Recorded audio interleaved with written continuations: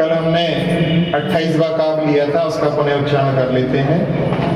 दिव्यस्त्रजोजिन नमत्रिदशाधिपाना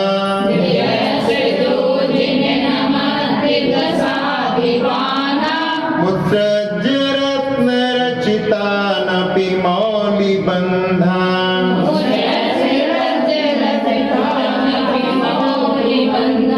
पदौ श्रयन्ति भवतो यदि वा परत्र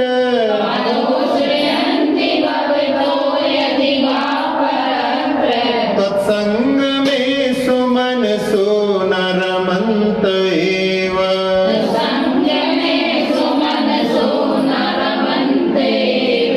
जिन भगवान का संबोधन है कि हे जिनेंद्र, दिव्य सृज जो दिव्य पुरुषों की मालाएं हैं, नमत त्रिदशाधिपानाम जो भगवान के चरणों में नमन कर रहे हैं, ऐसे इंद्रों के रत्न रचितान अपि मौली बंधान जो रत्नों से बने हुए मुक्तों को वो मालाएं बेहा यानी छोड़कर भवता पादौ श्रयंती आपके चरणों का आश्रय लेती हैं। यदि बात ठीक ही है, तत्संग में सुमनसा अपरत्र नायव रमनते कि आपका समागम होने पर चाहे वो पुष्प हो या विद्वान पुरुष हो, किसी दूसरी जगह पर वो रमण नहीं करते हैं। अब इसके बाद में आज अपन 29वां काव्य यहाँ पर प्रारंभ करते हैं। त्वन्नाथ जन्म जलदेर विपरांग मुखोपी त्वन्नाथ जन्म जलधेर विपरांग मुखोपी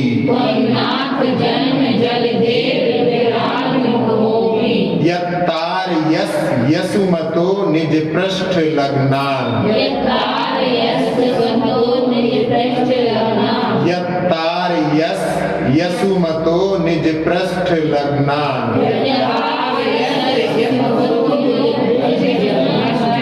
युक्तं हि पार्थिव नृपस्य सतस्तवैव चित्रं विभो यदसि कर्म विपाक शून्यः त्वन्नाथ जन्म जलधिर विपरांग मुखोपी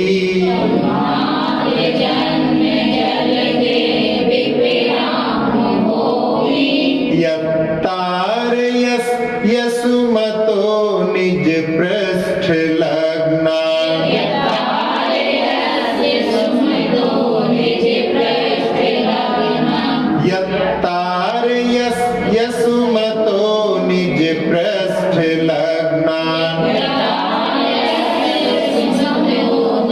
पृष्ठ लग्नान युक्तं हि पार्थिव नृपस्य सतस्तवैव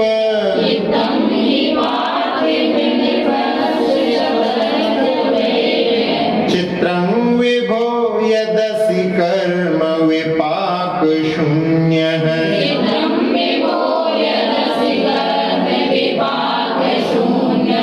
इस 29वें काव्य में आचार्य महाराज भगवान की भक्ति करते हुए कह रहे हैं कि हे नाथ, त्वम जन्म जलधे विपरांग मुखा अपि, आप संसार रूपी समुद्र से परांगमुख होते हुए भी, यत निज पृष्ठ लग्नान असुमतः जो आपके पीछे लगे हुए आपके न्यायी हैं, ऐसे असुमता यानी जीवों को तारयसी आप तार देते हो। और इसमें श्लेष अलंकार के माध्यम से स्तुति की गई है। पार्थिव नृपस्थित सतह जैसे जो राजा होते हैं, और इसके दूसरे अर्थ में वहां पर मिट्टी का घड़ा भी निकलेगा, तब युक्तम एव ये ठीक ही है। विभु तच्चित्रम यत कर्म विपाक शून्य असि, लेकिन ये आश्चर्य की बात है कि आप कर्म के उदय से या पाक की क्रिया से रहित हो। अब अपन यहाँ इसके अर्थ को देखेंगे, तब ये इसमें जो श्लेष अलंकार है उसके माध्यम से इसके अर्थ को अपन स्पष्ट समझेंगे। यहाँ पर जैसे मटका होता है, मटका जब पका हुआ होता है तो उसकी पीठ पर लद करके भी लोग पार हो जाते हैं। पहले के समय में नदी आदि को पार करने के लिए इसका प्रयोग करते थे। आजकल ट्यूब आदि के माध्यम से चले जाते हैं, पहले ये चीजें नहीं थी, तो उस समय में उसके माध्यम से उसकी पीठ पर लद करके पार हो जाते थे। तो यहाँ भगवान ने पीठ दिखाई है संसार को, और उनके जो पीछे लगते हैं वो उनको संसार से पार कर देते हैं। तो उदाहरण में दिया गया है कि वो जो मिट्टी का बना हुआ घड़ा होता है, वो पका हुआ घड़ा उसके पीठ पर जो लगता है वो उसको भी पार कर देता है। तो दोनों में ये समानता हो गई। अब यहाँ दूसरा अर्थ जो दिया है कि भगवान जो रहते हैं वो कर्म विपाक से शून्य रहते हैं, भगवान के कर्मों का उदय नहीं होता है। लेकिन यदि घड़ा कर्म विपाक से शून्य यानी पका हुआ नहीं हो तो वो संसार यानी पानी से पार करने में समर्थ नहीं होता। तो ये इसमें आश्चर्य की बात यहाँ पर कही गई है। तो ऐसी जो है श्लेष अलंकार के माध्यम से यहाँ पर अर्थ निकालते हैं। अब यहाँ पर पार्थिव नृपस्य, पार्थिव नृपस्य यानी एक तो हो गया पृथ्वी के राजा, और दूसरा अर्थ इसका घड़ा निकलेगा। तो कैसे? पृथ्वी से बना हुआ है इसलिए वो हो गया पार्थिव, और नृ यानी होता है मनुष्य, और पा शब्द आता है पीने के अर्थ में। तो मनुष्यों को जो पानी पिलाता है ऐसा पृथ्वी का बना हुआ घड़ा भी इसका अर्थ निकलता है। दो अर्थ हो गए इसके, एक तो राजा हो गया और दूसरा जो है घड़ा हो गया। लेकिन यहाँ पर जो श्लेष अलंकार के साथ में यहाँ पर चित्रम की बात जो कही गई है कि आश्चर्य की बात है कि आप कर्म विपाक से शून्य हो, लेकिन वो घड़ा जो है वो पका हुआ ही पार करने में समर्थ होता है। तो ऐसे श्लेष अलंकार के साथ में यहाँ पर स्तुति की गई है। ये विधाएं होती हैं, जैसे अलंकार के बारे में बताया था कि अलंकार कई प्रकार के होते हैं, जिसमें एक अलंकार ऐसा होता है कि जो देखने में समझ में आ जाता है, और एक अलंकार ऐसा होता है जो दिखता नहीं है, लेकिन जब उसके अर्थ को निकालते हैं तो उसमें वहां पर उसकी स्पष्टता आती है। तो यहाँ पर वही श्लेष अलंकार जो है यहाँ पर देख करके समझ में नहीं आएगा, लेकिन यहाँ पर छिपा हुआ जो अर्थ है वहां पर अर्थ के माध्यम से प्रकट होता है।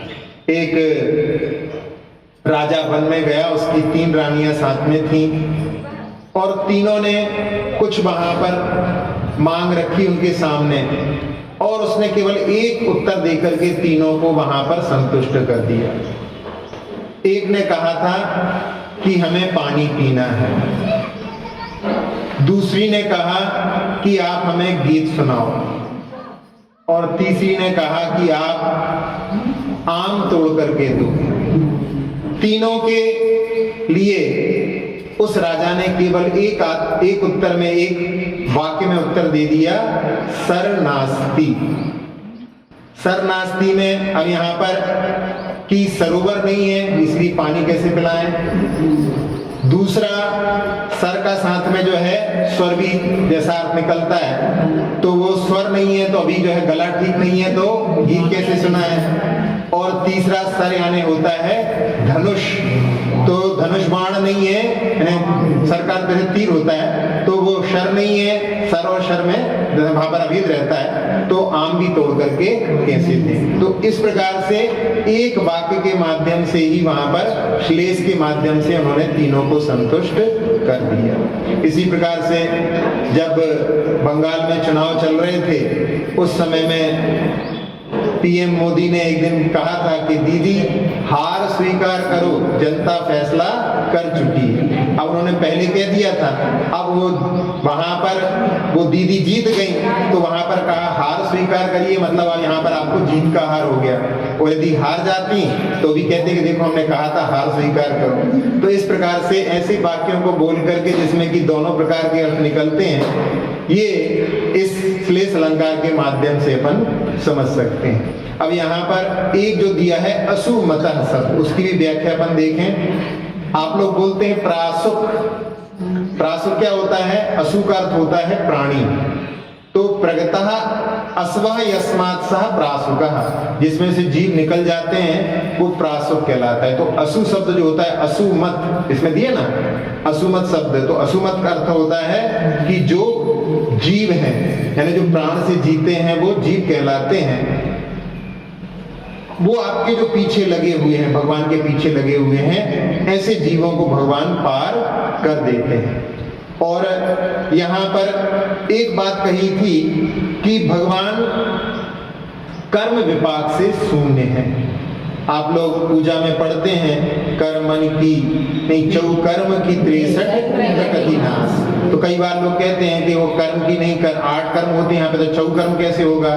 तो चौकर्म की तो 63 प्रकृतियां होती नहीं, क्योंकि 4 घातीय कर्म की प्रकृतियां तो 57 होती हैं। तो वहां पर ये रहता है कि ये चौकर्म में 4 प्रकार से अलग प्रकार से भी कर्मों की व्याख्या आती है। उसमें क्षेत्र विपाकी, भव विपाकी, जीव विपाकी, पुद्बल विपाकी, इस प्रकार से 4 प्रकार के भी कर्म होते हैं। तो चारों में 8 कर्म आ जाते हैं। तो उनमें से उन 8 प्रकार के कर्मों में ही 4 तो घातीय कर्म हो गए, और जो नाम कर्म की भी कुछ प्रकृतियां उस समय में नष्ट हो जाती हैं, इसलिए वहां पर 63 प्रकृतियों को नाश करके वो अरहंत बनते हैं। फिर बाद में उनकी जो संयोग केवली की इतनी प्रकृतियों को तो उन्होंने नाश कर दिया है, लेकिन वहां पर उनकी 42 प्रकृतियों का भी उदय रहता है। और जब वो संयोग से अयोग हो जाते हैं, अयोग केवली हो जाते हैं, तब भी वहां पर उनकी 12 प्रकृतियों का उदय रहता है।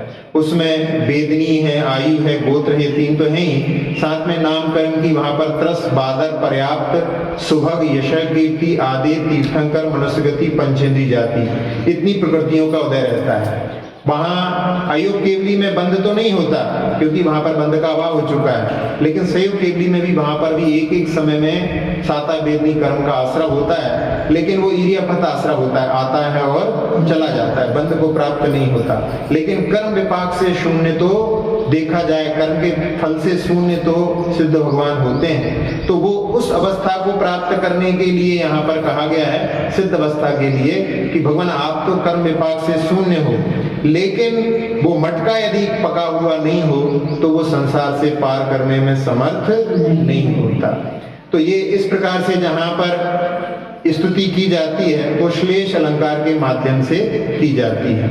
अब इसमें जो एक शब्द दिया था पार्थिव नृपस, उसकी अपने व्याख्या पहले देख ली है, फिर भी उसमें नृ शब्द के लिए वहां पर मनुष्य का, जैसे आप लोग तत्व सूत्र में जानते हैं, वहां पर नृस्थिति, परावरे, त्रिपल्य, उपमांतर, मुहूर्ते और मेरु प्रदक्षिणा, नित्य गत्यो, नृलोके, नृलोके में वहां पर मनुष्य लोक को नृ शब्द से वहां पर नृलोके कहा। तो इसमें जो है नृ शब्द से वहां पर मनुष्य, और मनुष्यों को जो पानी पिलाता है इसलिए नृप बन गया उससे। तो एक नृप का अर्थ हो गया राजा और एक नृप का अर्थ हो गया मटका। तो ऐसे जो है शब्दों के श्लेष चलते हैं। एक बार एक विद्वान एक राजा के राज्य में गया और उसने वहां पर कहा, सुन रखा था कि यहाँ पर राजा के यहाँ पर सब लोग विद्वान हैं, राजा भी है, रानी भी है, पुत्र है, पुत्री, सब विद्वान है। तो उसने कहा कि मैं आपके सामने एक काव्य रखता हूं, आप इसका अर्थ बताइए। तो उसने काव्य वहां पर सुनाया, अपदम पद संयुक्तम श्वेत कृष्ण सुकोमलम सबलम निबलम चैव मांगतु तस्य पुनः पुनः, कि जिसके पास में पैर हैं और जिसके पास में पैर नहीं है, ना दोनों से, पैर से युक्त भी है और पैर से रहित भी है, काला भी है, सफेद भी है, सुकोमल है और सबल और निर्बल बनाने वाला है, और उसके लिए बार बार लोग मांगते हैं। इसका किसका अर्थ बताया गया है? तो राजा ने कहा कि यहां पर आंख का प्रयोजन है। आंखें के पैर नहीं भी होते हैं और पैर होते भी हैं। आंखों के पैर नहीं होते हैं, फिर भी देखो आंखें कहां कहां तक चली जाती हैं, इसलिए चली जाती हैं तो अपन पैर से युक्त भी मानो उनको, और चूंकि उनमें पैर नहीं होते हैं तो वो पैर से रहित भी हैं, और उसमें सफेद भी होती हैं और काली भी होती हैं आंखें, और सुकोमल तो है ही। साथ ही साथ में जब किसी बड़े व्यक्ति की आंख पड़ जाती है किसी के ऊपर तो वो सबल बन जाता है, और कभी टेढ़ी आंख पड़ जाती है तो निर्बल पड़ जाता है, और सब लोग बोलते हैं कि आप अपनी नजरों को हमारे ऊपर इनायत करिएगा। तो ऐसी सब लोग उसकी मांग भी करते हैं, बड़े लोगों की आंखों को अपने ऊपर पड़ती रहे ऐसी मांग करते हैं। फिर इसके बाद में रानी से पूछा तो रानी ने कहा यहां पर इसका अर्थ है पत्र। पत्र में पैर नहीं भी होते और होते भी हैं, यदि नहीं है उसमें तो सब लोग जानते हैं, लेकिन है कैसे, पत्र भी कहां कहां से आ जाते हैं। जब आ जाते हैं तो इसका मतलब पैर भी हैं उनके, और उसमें सफेद कागज होता है, काले अक्षर होते हैं, तो वो श्वेत भी है और कृष्ण भी है। और पत्र तो बड़ा ही निर्मल माना जाता है, सुकोमल माना जाता है, और उसमें भी अच्छी खबर आ जाती है तो सबल बन जाते हैं, और कभी गमी आदि की खबर आ जाती है तो लोग रोने भी लगते हैं। और सब लोग कहते हैं कि भैया पत्र डालते रहना। आज की बात अलग है कि अब मोबाइल से, लेकिन फिर भी मोबाइल के माध्यम से भी, व्हाट्सएप के माध्यम से भी वहां पर उनका कार्य चलता रहता है। तो ये हो गया रानी का उत्तर। इसके बाद में जब राजकुमार से पूछा तो उसने कहा कि यहाँ पर बता रहे हैं पासों को। पासों में भी आप जानते हैं पासे भी चलते हैं, तो पासे चलते हैं, बिना पैरों के भी कैसे चलेंगे, तो दोनों बातें हो जाएंगी। और उसमें भी पासे सफेद होते हैं और काली काली बिंदियां होती हैं। फिर उससे पासे जब अच्छे पड़ते हैं तो व्यक्ति सबल हो जाता है, और जब उल्टे पासे पड़ते हैं तो निर्बल हो जाता है। और सब लोग चाहते हैं कि अच्छे पासे आए, ऐसी सभी मांग करते हैं। फिर इसके बाद में जब राजकुमारी का नंबर आया तो उसने कहा यहाँ पर बादलों से संबंध है।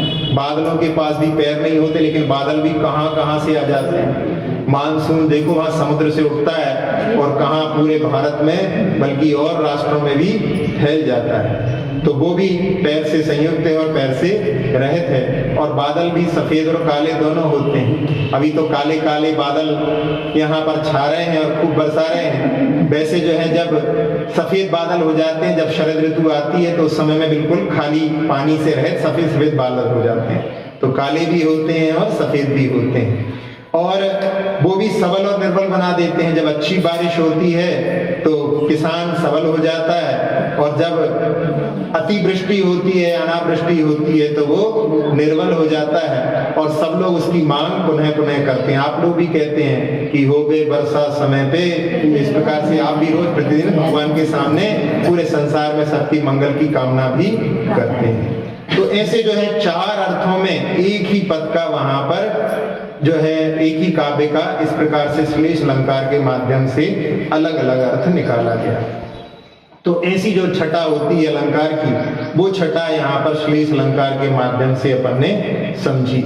तो यहाँ इसी प्रकार की जो रचनाएं होती हैं वो बड़ी ही प्रसिद्ध हो जाती हैं। एक महाकवि हुए हैं धनंजय, उनकी तीन रचनाएं हैं। एक रचना से तो आप परिचित हैं, विशापहार स्तोत्र। एक उनकी है नाममाला, और इसके बाद में एक रचना है उनकी जिसका नाम है द्विसंधान महाकाव्य। द्विसंधान महाकाव्य, संधान का अर्थ होता है निशाना, तो एक तीर से दो निशाने जिसमें लगते हैं वो है द्विसंधान महाकाव्य। इसके अंदर दो कहानियां एक साथ चलती हैं। एक कहानी में आप रामायण सुनेंगे और दूसरी कहानी में वहां पर महाभारत। एक ही श्लोक से दोनों अर्थ निकलते हैं, और इसीलिए इसको जो है दूसरा नाम राघव पांडवी भी है। राघव की रघु की भी कथा है और पांडवों की भी कथा, एक साथ में दोनों की कथा होने से इसको राघव पांडवी भी कहा जाता है। इसमें दो भगवानों का एक साथ मंगलाचरण में वहां पर नमन किया गया है। आप लोग समझ गए कौन कौन से भगवान होंगे? रघु के समय में कौन से भगवान थे, और पांडवों के समय में तो नेमिनाथ और मुनिसुव्रतनाथ, दोनों भगवान की स्तुति एक ही काव्य में की है। एक काव्य में ही वहां पर स्तुति करते हुए कह रहे हैं कि मैं उन मुनिसुव्रतनाथ भगवान को नमस्कार करता हूं जो धर्म की नेमी यानी धुरा है, और दूसरे अर्थ में उन नेमिनाथ भगवान को नमस्कार करता हूं जो मुनियों के सुव्रत को धारण किए हुए। ऐसे उसके अर्थ को वहां पर श्लेष के साथ में दोनों भगवान में निकाला है। तो ऐसी जो रचना है महाकवि धनंजय की, वो भी बड़ी मनोरम रचना है। तो उसमें एक साथ में एक तीर में दो दो निशाने उन्होंने लगा करके वो रचना की है। एक कवि हुए हैं जगन्नाथ, उन्होंने एक श्लोक लिखा और उसमें 24 भगवान की स्तुति कर दी। एक ही श्लोक में, एक ही श्लोक को लिख करके उन्होंने उसमें वही श्लेष के माध्यम से अर्थ निकाले हैं। श्रेयान श्री वासु पूज्यो वृषभ जिनपति श्री दुमांकोथ धर्म हरियंक पुष्प दंतो मुनि सुव्रत जिनो नंत वाक श्री सुपार्श्व शांति पद्म प्रभुरो विमल विभुरसौ वर्धमानोप्यजाको मल्लिर्नैमिर्नमिर्मा सुमति खलु सच्ची जगन्नाथ धीरम। कवि ने यहाँ पर कुछ भगवानों के तो नाम लिख दिए हैं और उनके कहीं कहीं पर चिन्ह लिख दिए हैं। जैसे श्री द्रुमांक, श्री द्रुम होता है वृक्ष, तो श्री कल्प वृक्ष जो है किनका चिन्ह है? शीतलनाथ भगवान का है। ऐसे हरियंक, हरियंक में वहां पर हरि अंक है जिनका, तो हरि का अर्थ घोड़ा भी होता है, वानर भी होता है, तो इसके माध्यम से वहां पर संभवनाथ भगवान, अभिनंदन भगवान का भी, और वैसे वर्तमान नाम भी दिया, लेकिन हरि का अर्थ वहां पर सिंह भी होता है, तो वो भी अर्थ निकल सकता था। तो ऐसे उन्होंने कुछ भगवानों के नाम दे करके और कुछ के चिन्ह दे करके इस स्तुति में भगवान की स्तुति की है। तो एक साथ में जब इसका अर्थ निकालते हैं तो वो बाकी सब जो है उनके विशेषण बन जाते हैं। जैसे वर्धमान, तो जितने भी तीर्थंकर होते हैं उनके जन्म पर उनकी सब समृद्धि होती, तो सारे के सारे वर्धमान हैं। और सभी जो है वासु पूज्य, देवों के द्वारा पूज्य हैं। सभी वृषभ, वृष का अर्थ धर्म होता है, धर्म को धारण करते हैं। तो इस प्रकार से सभी अर्थों में वहां पर पुष्प जैसे सभी के दंत होते हैं, ऐसे सभी भगवान सुपार्श जिनके पार्श बहुत सुंदर हैं और सभी शांति के धारी हैं, सभी विमल हैं। इस प्रकार से जो है पूरे अर्थ में अपन जब देखते हैं तो वहां पर एक जो है भगवान का नाम बन जाता है, बाकी सारे उसके विशेषण बन जाते हैं। तो ऐसी स्तुति जो यहाँ पर एक साथ में 24 निशाने लगाए हैं, ये जगन्नाथ कवि का चतुर्विंशति स्तवन भी इसके साथ में अपन देख सकते हैं। तो यहाँ अपन इस 29वें काव्य को देख रहे थे, इसमें कि हे भगवान, आप संसार से परांगमुख होते हुए भी निज पृष्ठ लग्नान, आपके जो पीछे लगते हैं, ऐसे असुमता यानी आप प्राणियों को तारे असी यानी तार देते हो।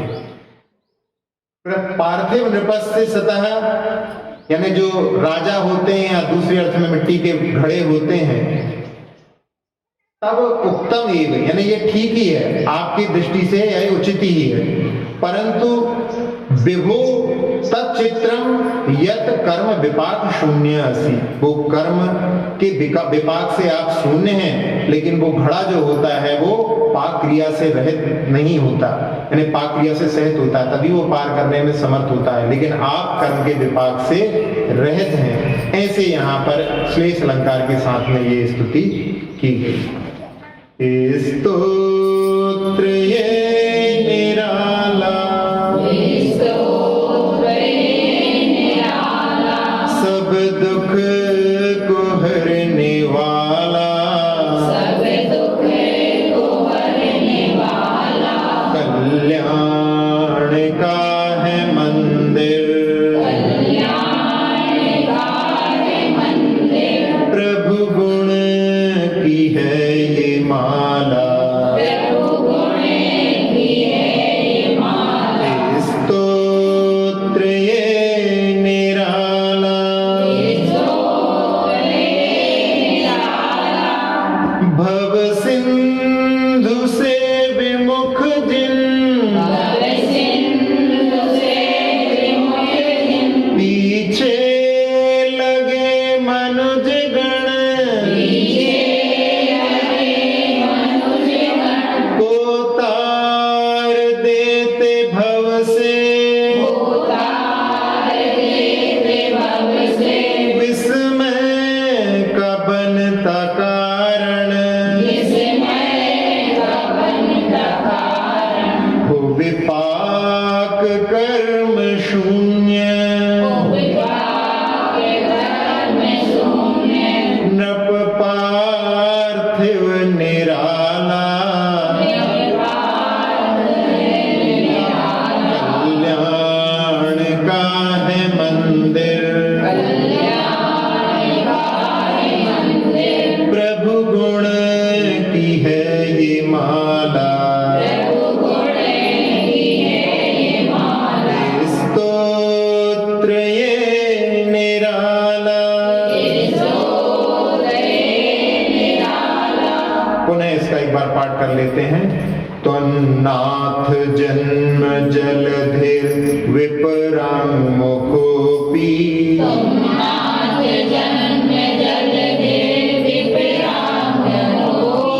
यत् लग्न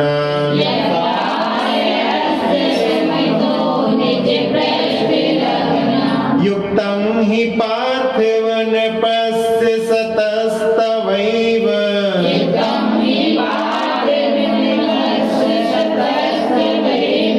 चित्रं विभो यदसि कर्म विपाक शून्यः